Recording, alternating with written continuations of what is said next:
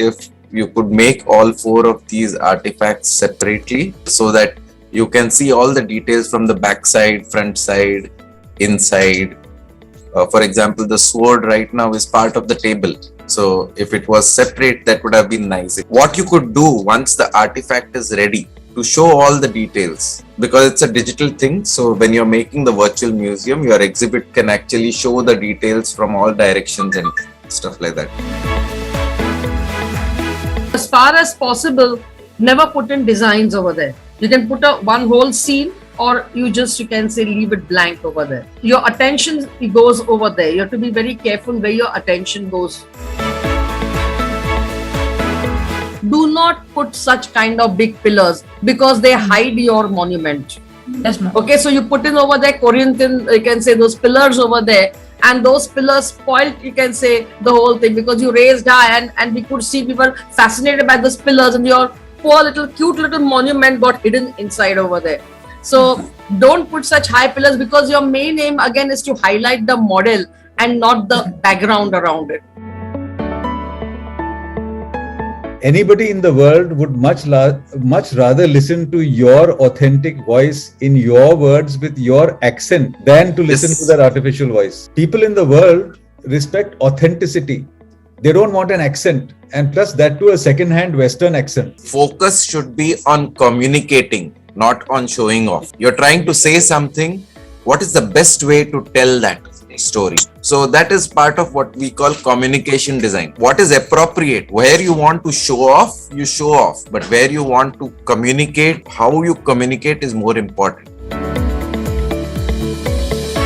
Coins are always kept up to your eye level, high, at a height. They're not kept so low, because you put the man over here standing. So you can see how low it is. And so if you go to see a coin in the museum, imagine, you'll have to bend down and see it very low. So it is at eye to eye level, you get to read it. So another aspect over here, I'm talking only from the museum point of view, the poster which is behind should be slightly higher, because otherwise it gets covered up. So while you're reading, you can't see the lower part. You can have the coins literally suspended in space. You don't need to have it on a table or anything. They can be suspended in space, and the space around can be used to give information. What is this coin? Like, the labeling is very important. Which year was it? What period was it? And the entire space, instead of on the table, the entire space that you have given for the museum can be used for showing each coin, and it could be like a journey through time for Bhutan. So the way you create the museum, because it's a virtual museum, you have things that you can do which is not the same as real life. When you're digitizing a coin in 3 dimensions, those textures would also be digitized. So when you're printing it, those textures would also be replicated. It of course depends on how well you can 3D print it.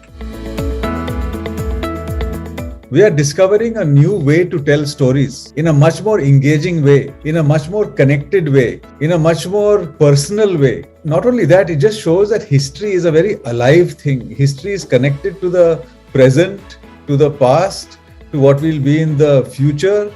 And these kids have actually brought all these elements out. In fact, even Suman said that these are universal skills that they've learned. And as a result of these skills, and as a result of this exposure, they are going to become better citizens. The museum need not be something about the past. The museum is just a way of connecting you with the traditions, whether they are local traditions, whether they are past traditions, or whatever it is. So I think what we've witnessed here is something much more than just learning history.